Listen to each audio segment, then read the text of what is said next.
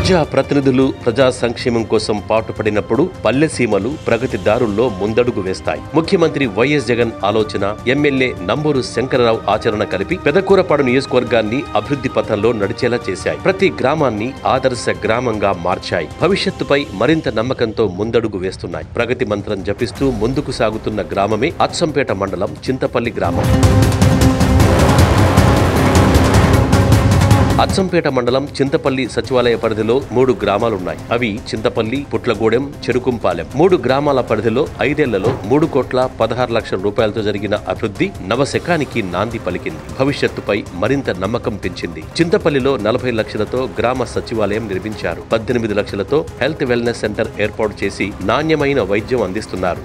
నాడు నేడు ద్వారా చింతపల్లిలో 50 లక్షలు ఖర్చు చేసి ఎంపీయూపీ, ఎంపీపీ స్కూల్తో పాటు ఎస్టీ కాలనీలో అంగన్వాడీ భవనాన్ని ఏర్పాటు చేశారు. చెరుకుంపాలెంలో 40 లక్షలతో ఎంపీపీ స్కూల్ అభివృద్ధి చేశారు. పుట్లగూడెంలో 5 లక్షలతో అంగన్వాడీ భవనం అభివృద్ధి చేశారు. చింతపల్లి, పుట్లగూడెం, చెరుకుంపాలెం గ్రామాల్లో జగనన్న కాలనీలకు రోడ్డు సౌకర్యం కల్పించారు. జలజీవన్ మిషన్ ద్వారా ప్రతి ఇంటికి సురక్షిత మంచినీరు అందించేందుకు 90 లక్షల నిధులు మంజూరు చేయించారు. ఇప్పటికీ పుట్లగూడెంలో పనులు జరుగుతుండగా చింతపల్లి, చింతపల్లి గ్రామాల్లో పనులు ప్రారంభించబోతున్నారు. 3 గ్రామాల్లో సుమారు 57 లక్షలతో అవసరమైన చోట సీసీ రోడ్లు, గ్రావెల్ రోడ్లు, డ్రైన్లు, కల్వర్టులు నిర్మించారు.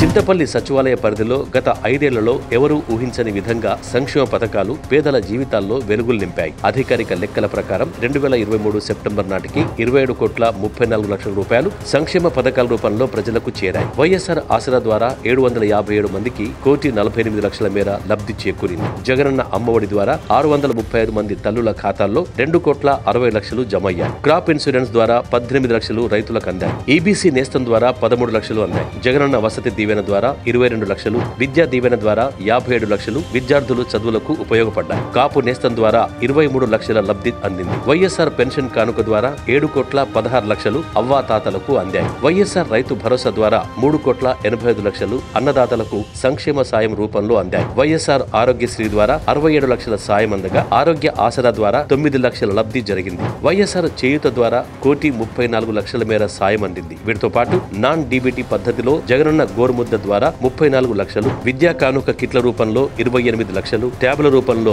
6.5 లక్షలు, వైఎస్ఆర్ సంపూర్ణ పోషణ ద్వారా గర్భవతులకు, బాలింతలకు 8 లక్షల లబ్ధి జరిగింది. ఇళ్ల స్థలాల రూపంలో 160 మందికి 3,30,00,000 మేర లబ్ధి జరిగింది. ప్రతి గడపలో సంక్షేమం వెళ్లి విరియాలి, ప్రతి గ్రామం ప్రగతి పథంలో పరుగులు తీయాలి అన్న లక్ష్యంతో నంబూరు శంకరరావు 5 ఏళ్లుగా అలుపెరగకుండా పని చేస్తున్నారు. ఇప్పుడు మరోసారి ప్రజా ఆశీర్వాదం కోసం ప్రజల్లోకి వస్తున్నారు. అందిన సంక్షేమం, జరిగిన అభివృద్ధిని చూసి ప్రజలు మరోసారి శంకరరావును ఆశీర్వదిస్తే పెదకూరపాడు నియోజకవర్గ ప్రగతి మార్గంలో కొత్త చరిత్ర సృష్టించడం ఖాయం.